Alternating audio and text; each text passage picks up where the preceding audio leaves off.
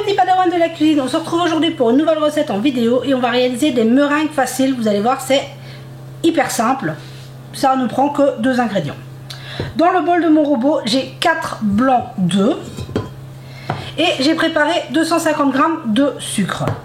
On va commencer à battre nos œufs en neige pour qu'ils soient mousseux, et une fois qu'ils seront mousseux, on va commencer à ajouter le sucre. Donc là, je commence à battre mes œufs, je vous montre à quel stade on ajoute le sucre.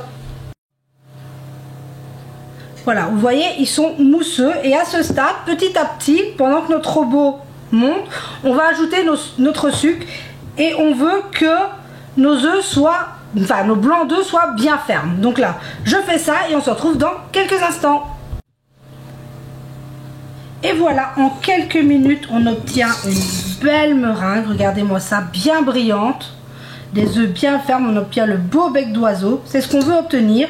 Donc là, je vais la débarrasser. J'ai préparé une poche à douille avec une douille cannelée.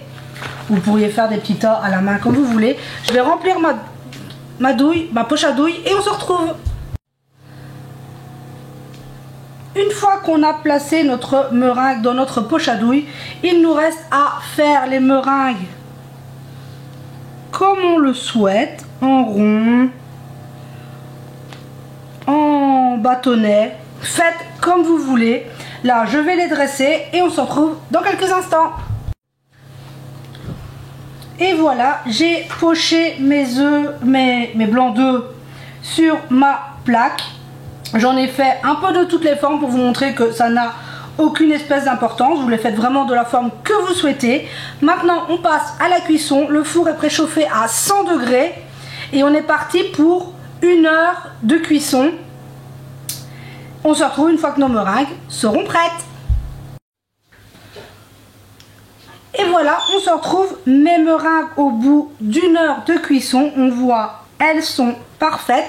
Moi, ce que je fais, c'est que je vais les remettre dans le four et je vais les laisser refroidir tranquillement avec la chaleur résiduelle du four pour qu'elles soient vraiment bien sèches. Donc, je les laisse refroidir dans le four et on se retrouve tout à l'heure pour voir le résultat final.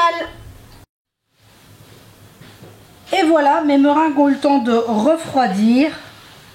Regardez-moi ça, c'est magnifique. Bon, là, je vais les mettre sur la grille et on se retrouve. Et voilà, je les ai débarrassés. J'en ai aussi fait parce qu'il me restait un tout petit peu d'appareil. Je l'ai coloré pour vous montrer qu'on peut parfaitement aussi y mettre un petit touche colorant. Ici, je les ai fait verts. Et en les coupant, regardez-moi l'intérieur de ces meringues. C'est vraiment très facile à réaliser. Et ça permet d'utiliser les blancs d'œufs qui traînent. Donc j'espère que cette recette vous aura plu. Prenez soin de vous et de ceux que vous aimez. Et on se dit à très vite pour la prochaine vidéo.